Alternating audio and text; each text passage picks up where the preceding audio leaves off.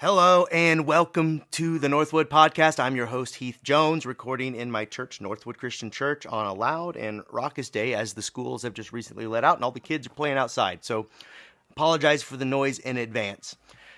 I think we'll make it, and it's a good thing too, because here in a moment we're going to be going over a very, I think, important story where Jesus climbs a mountain and then he lights up bright white. So bright that he was hard to look at. What can we make of this? Is he just put on a light display or does it have some deeper significance? Well, we'll be going over that in a moment. But first, some housekeeping issues. First, our podcast. This Northwood podcast is recorded by me in my church where I pastor, as previously mentioned. Northwood Christian Church sits at the corner of 46th and Central Avenue in Indianapolis, Indiana, if that means something. Or, if you like, you can read more about us at our website, which is www.indncc.org. That's INDYNCC.org. And there you'll be able to read about the goings-ons in our building. And you can also find recordings of our Bible studies there. We're currently going over the book of Revelation. Quite an undertaking. As well as worship services from the past, recordings, as well as pre-recorded sermons, all that stuff, announcements, the like, information about the different tenants in our building that might be of interest to you. So please, if you find the time, check it out. And also, please let us know who you are and what you think about this podcast, about church, about life, about anything. If you are interested in writing in, please send in your emails to Heath, Heath, at indncc.org. That's Heath at indncc.org. And I'd love to hear more from you. Or you could leave a comment to this video or on this video, or if you're listening to this through a podcast, you can like or subscribe. All of these things will help connect you to us, and I'd love to get to know more about you. Before we proceed, I'd also like to acknowledge and thank the good people at the All Indiana Podcast Network for producing and distributing the Northwood Podcast. They make it available on all streaming platforms, so you can find it just about whoever you are with whatever phone you've got. And also, they host a wide variety of other podcasts recorded and produced in Indiana. The topics run the gamut from pet advice to politics to sports to, what have you. There is something for everyone. So please check it out. But now here, changing gears, in a moment we'll be going over a passage found in the Gospel of Mark chapter 9. But first we need to pause for an ad break for our podcast audience. If you've been here before, you know what this means. If you're watching through YouTube, we'll just sit through a moment of silence. But for those of you listening to this in a podcast format, here are some ads. And we're back. And as I was saying, today we'll be going over a story found in Mark chapter 9, verses 2 through 8. That's Mark 9, verses 2 through 8. And without further ado, let's get to it. It reads, 6 days later, Jesus took with him Peter and James and John and led them up a high mountain apart by themselves. And he was transfigured before them. And his clothes became dazzlingly bright, such as no one on earth could brighten them. And there appeared to them Elijah with Moses, who were talking with Jesus. Then Peter said to Jesus, Rabbi, it is good for us to be here. Let us set up 3 tents, one for you, one for Moses, and one for Elijah. He did not know what to say, for they were terrified. Then a cloud overshadowed them, and from the cloud there came a voice, This is my son, the beloved. Listen to him. Suddenly, when they looked around, they saw no one with them anymore, but only Jesus. Last week, after a long day, my family and I decided to go out for a late dinner. It was really our only option as we had run out of time. School night, needed to get the kids to bed, but we had to eat dinner. By late, I mean we're sitting down to eat around 9 p.m., which is late for kids, But we did enjoy our time together. We reframed things and said this is just going to be a late night. And so we had a good evening. And after the bill was settled, we loaded in our minivan to head home to get the kids to bed. As I've been saying, it was getting late, maybe pushing 10:30, 11 o'clock now. And on the drive home, my wife, Kelly, began to speak energetically, trying to call my attention to something. She said that someone was lying down in the middle of the road. And I said, nah, probably just a coat. I was looking at it and I saw what she was looking at, and to me, it looked like an old pile of clothes. Turns out she was right. There was a man in the road and seemingly in pretty bad shape. So we pulled over and got out of the car. And then there was another car I noticed that had just pulled over ahead of us, a man and a woman inside, and they seemed frightened. So I asked what was going on, and they explained what they had seen. They pointed over to the bus platform just off to the side, about 20 yards away, and a man and a woman who were shouting at us. I came to be aware in the noise and the din and confusion. There were two individuals shouting at us angrily. And the man on the platform, I came to learn from the couple in the car, had jumped the man on the ground, beat him up bad, and then robbed him. And sure enough, I looked down to see that this man's pockets were turned out. Laying on the ground, in and out of consciousness, in visible pain, can't get up. Pockets turned out. While we were waiting for the police cars and ambulances, I sat down by the man. I'm a pastor, so I feel compelled in those moments to be present. I placed my hand on his elbow, not really knowing what else to do, and also careful not to move him should I cause him more damage. His teeth were sticking straight forward. He was in and out of consciousness, as I said. He was in a bad way. So what we have here is a true and honest Good Samaritan scenario. Literally, couldn't get it any clearer in the modern time. A man beat up by the roadside, if you know the story, people passing by, just like in the Bible. And I watched things play out that way. I saw vehicles drive by, some of them, their tires mere feet from the man's head, where his head lie, as if it were too much effort to tread tenderly around what was obviously a serious situation. Seemed like people just wanting to rush by and wash their hands of it. And then there was the couple who called in the assault, who sat by in their car. They were scared, and who could blame them? And they were present, but they did as best as they could do. And then there was the reaction of the man who had actually beat up the fellow on the ground. And yes, he was still hanging around, let's just say 5 to 10 minutes later, before anyone had arrived, medical teams, shouting at us to leave and mind our own business. And then he and the woman he was with told us a fairly hard-to-believe tale, at least didn't seem credible to me at the time, about what the man had done to deserve the beating. And then why rob him after that is what I would want to add. But either way, the man came up to the fellow that he had assaulted, trying to explain how, it wasn't like it seemed. And he sat near him and tried to arouse him, and then pretended to be that man's friend.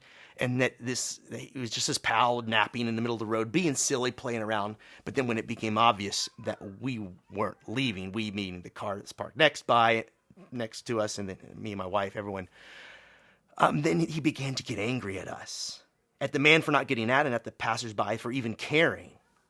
And apparently mad at the man laying down for just existing. And he looked at me in the eye, and he stated quietly, but with an edge, that he thought I should leave, and then he motioned down to the man as if to indicate that my situation could very soon match his if I weren't careful. So not wanting to get beat up in front of my family or in any other context for that matter, I explained why I could not leave this man's side. More on that in a moment.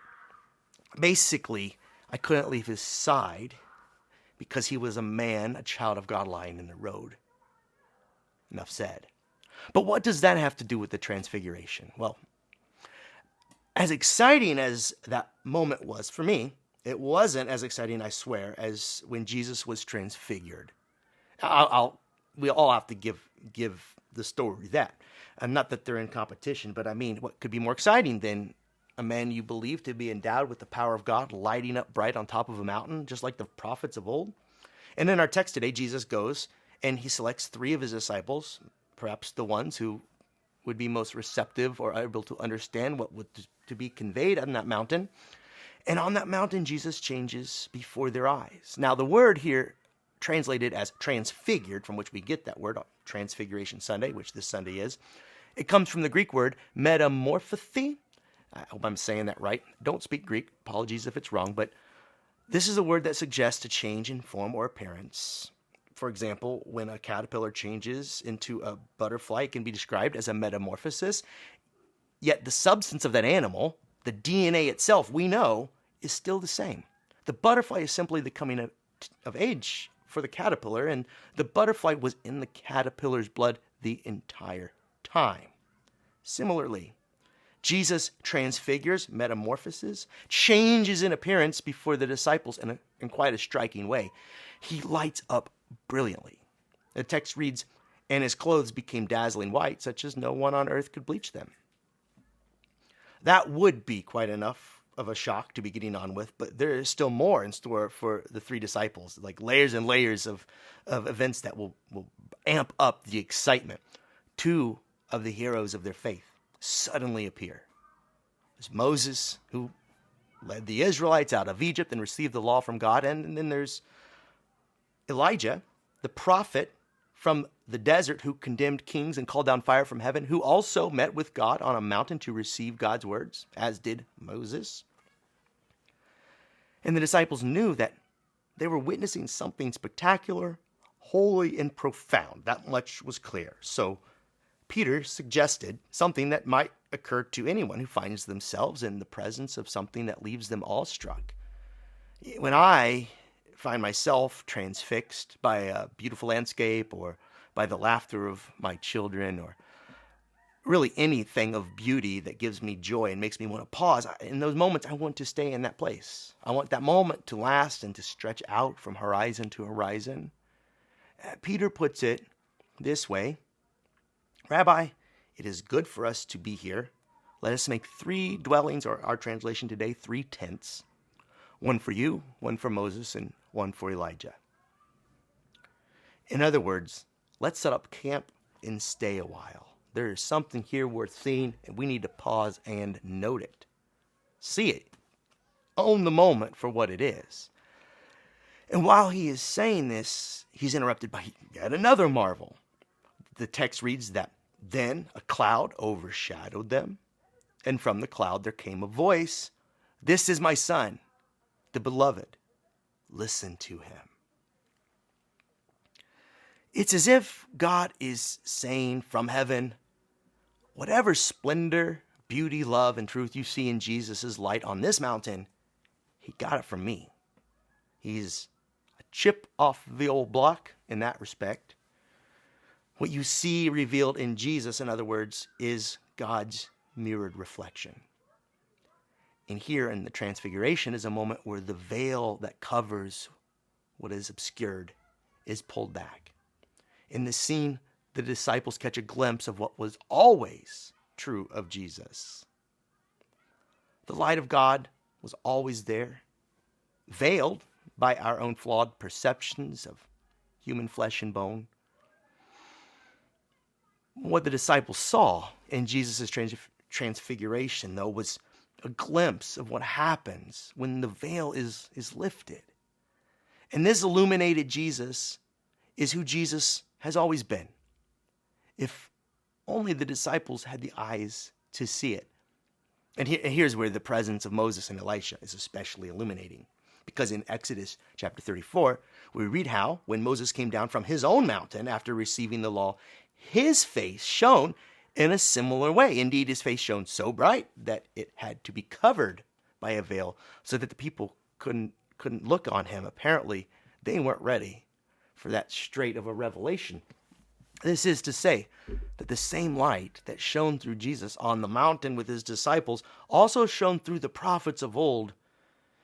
And so the disciples, in seeing this, will find continuity between their story and the prophets and the new one with Jesus, and then going into the future. And the disciples then bore witness that day to something that disciples in later years would call the communion of the saints. As they stand there with their ancestors, Moses and Elijah, the idea that those who stood as shining icons of God's love, mercy, and justice who have died are still somehow a part of us, and that we are a part of them. I wonder if those 3 disciples thought that as they were met with those heroes from their past. And as we take in and reflect on what is best about those who have gone on before us, well, they still, in a similar way, speak to us and change us from within. But it's no wonder that God's voice from heaven instructed the disciples in this context to listen to Jesus while their eyes finally see it for what it is. Listen to his words and his example, because there is revealed the word of God, spoken time and time again in ages past through the prophets. Now, God's Spirit revealed in a unique way through the life of a human, Jesus of Nazareth. So we should listen to him as well today. After all of this, the disciples collapse in fear. There is, after all, only so much a human body can take in regards to divine revelation. Too much can literally undo us.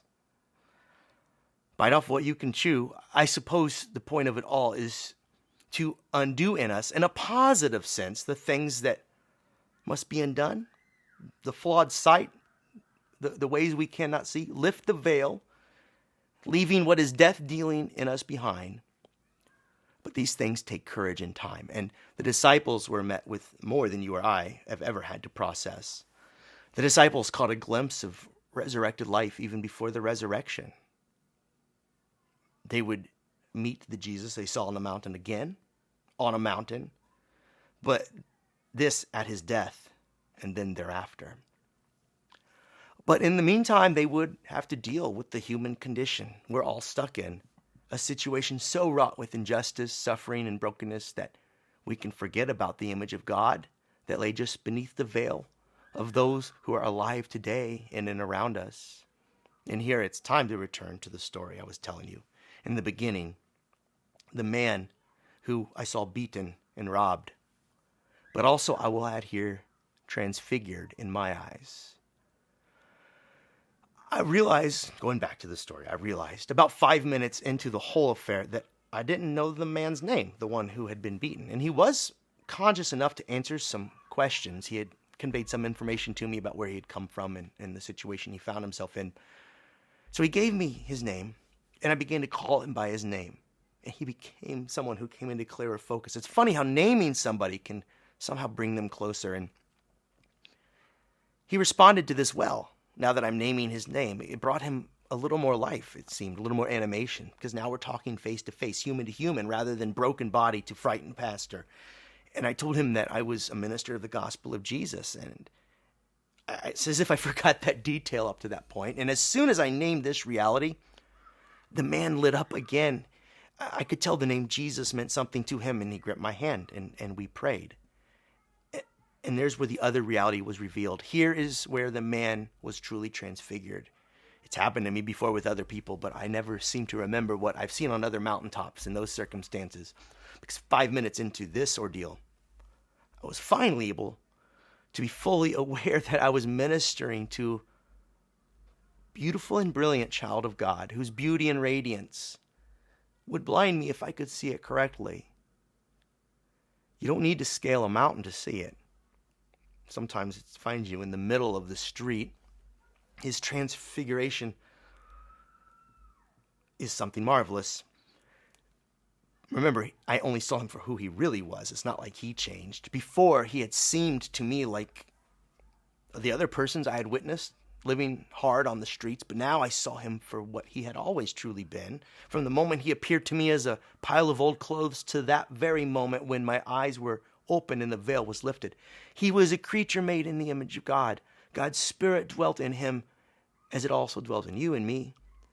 The veil lifted and I saw him, the glory and beauty of God, reflected back at me. And I stayed as long as I could, for like the disciples in our story, I knew that it was good for me to be there for a variety of reasons. But one, the situation being tragic, I should stay for that, but now I understand that it's even more tragic because that man's body, broken body, was holy.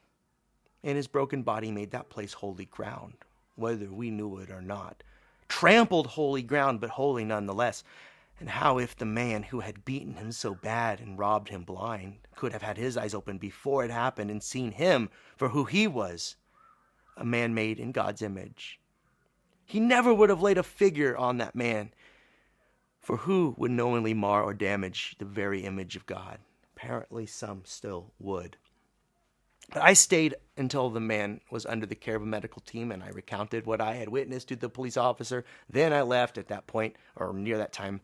That man made himself scarce. I don't really know how this whole thing turned out. And we went back into the van, and the quiet in our minivan on the ride home was a striking contrast to the world that we had just been immersed in with all the noise and the confusion. But the magic, I should say, not magic, but the spell of what kind was over, and the world started spinning at a normal speed again. And I came down from that mountain, but I wrote down the man's name, for I am determined to remember what I saw, because what I saw revealed in him is just as true in the valley as it was on the mountain. He was always before and then and thereafter the transfigured man. If only we had all the eyes to see. I was also keenly aware that this assault occurred not 1/2 mile from the church where I pastor, where I sit right now.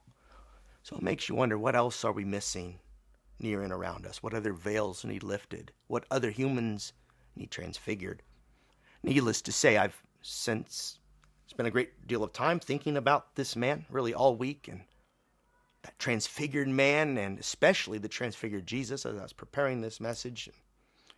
I've been given a new lens, a gift from God through which to see him as well as every other person I may meet, should I remember to keep that lens in focus.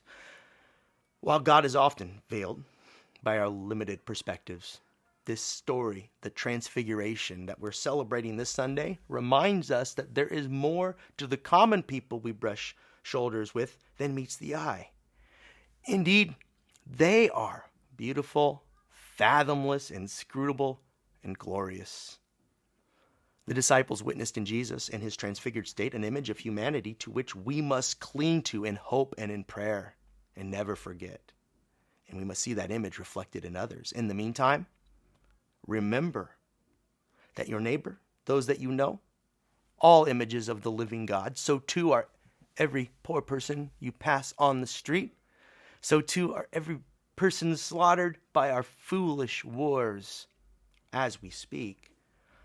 Remember this the next time you want to discount or ignore anyone. A person beaten in the street may conceal a beauty that must be brought to the surface and noticed. For who could lay violent hands on or rob a child of God? Who could, after having their eyes opened, bomb a child of God? Who could, after having the veil lifted, allow a child of God to starve when something could be done? Who could allow? The list goes on, because the evil we commit against our brothers and sisters in humanity seems to be limitless. But if our eyes are open, who could allow it? Open your eyes and let's raise a fuss. I contend that the reason we let things go on this way is because we don't see each other correctly. Each human then must be transfigured before our eyes so that we may see them for who they are, radiant and bright, worthy of love, a beloved child of God. And, by the way, while we are at it, so too are you.